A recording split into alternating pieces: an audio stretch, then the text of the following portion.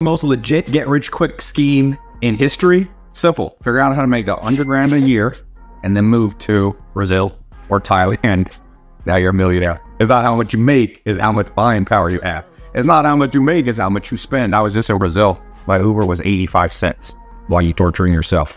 Move if you can. You single, mad Rolls Royces, $5 million yacht. What's that like when you got this kind of money single in Miami? It takes a lot of filtering, right? Because obviously when you have that level of wealth, my social media presence obviously precedes my reputation. So people, when I go on dates, they already know what I have, the lifestyle, which is fine because I typically only date girls that are doing something with their lives. So it makes things a whole lot easier. I'm not dating unemployed girls with no prospects of anything. It's not the chicks who live in your units is what you're trying to say. Exactly. I'm not dating any of my tenants. To be clear, this came over 8-9 years, right? So it's not like an overnight wealth thing for me. So I've already gone through it all when I was 27 to now, kind of dealing with that. Not on this level, but you start understanding when girls ask you what car you're going to be taking to pick them up. You know, when girls tell you that the restaurant that you chose, they don't have clothes for that restaurant because it might not be to their level, kind of start picking up on pretty big red flags on the gold diggers versus the ones that are in it for the right reason.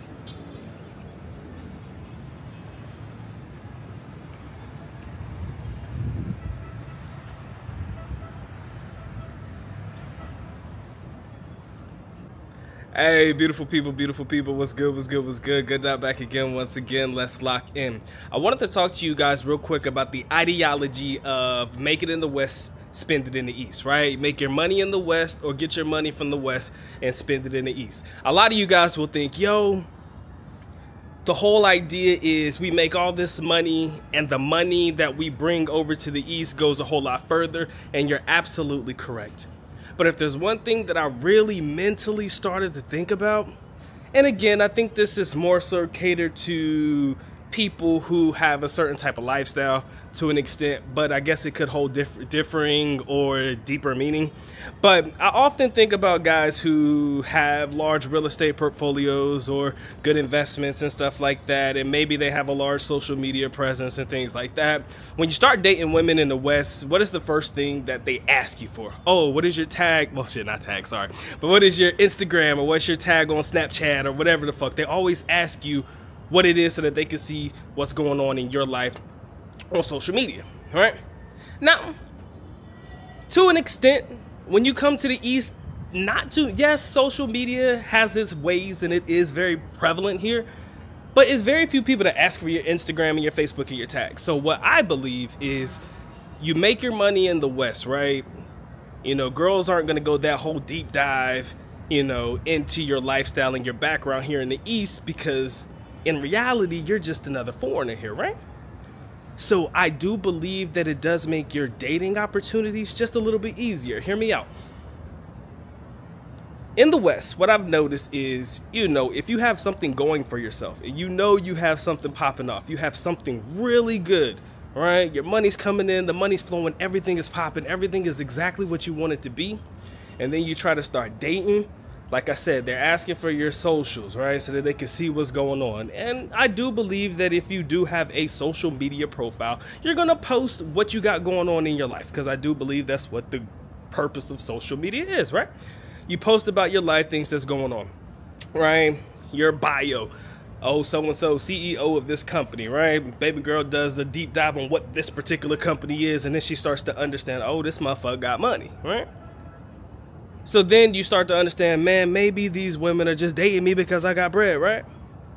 And sometimes you find yourself dealing with some young ladies that ain't got shit going for themselves, right? But at the end of the day, they know what you got, and they're going to do everything they can to get the guy who's got things going for himself. Pretty much. I feel like that's how dating is in the Western world. They do a deep dive on your social. They won't fuck with you if you ain't got nothing going on. But here, I often say it, and you hear other YouTubers say it as well, just being a foreigner and showing up is damn near half the battle. Again, we can go into the difference between being a black foreigner or white foreigner, but we're not doing that today. What we're focusing on is the idea that you can come here with the money that you've made in the West, and I do believe that you can still properly date, because mentally, to an extent, and I'll say this more so for Filipinas, but I do believe to an extent in certain areas, maybe Thailand and maybe other parts of Asia as well, just you being the foreigner showing up, some people already believe that you have money, but nobody really knows how much money you actually have, right? And I do believe that going overseas gives you an opportunity to reinvent yourself, right? Maybe when you were in the States, you are this guy and everybody's trying to target you or be with you or be around with you or associate with you because you have a lot of things going for you. But here in the East, if people don't know exactly what it is that you got going on, I would even go as far as saying create a separate social media profile that doesn't have anything to do with your actual work.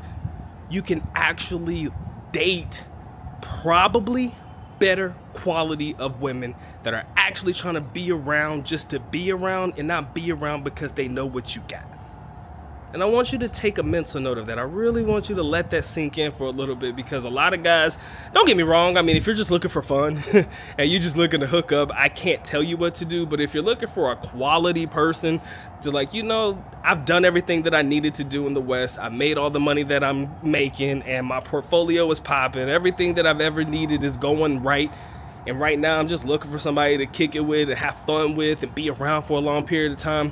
What are you going to do? What are you going to do? You're just going to take that moment, let it sink in, figure out exactly what you're looking for and what you want. And then for me, I'm just going to tell you, man, knock it out. And I'm just letting you know now that I do believe that, you know, dating in the West is always going to be hard. I don't care what you say. I don't care what you do, because one or two things are going to happen. And it's unfortunate, but this is the reality of what I would like to refer to as modern dating, right? I'm glad that I was not a part of this shit, I promise you. But one or two things, they're going to see what you're doing and they're going to tell you that you're not doing enough, or they're going to see what you're doing and they're going to try to see how they can finesse their way into what it is that you're trying to do. It's almost the only two fucking options, right?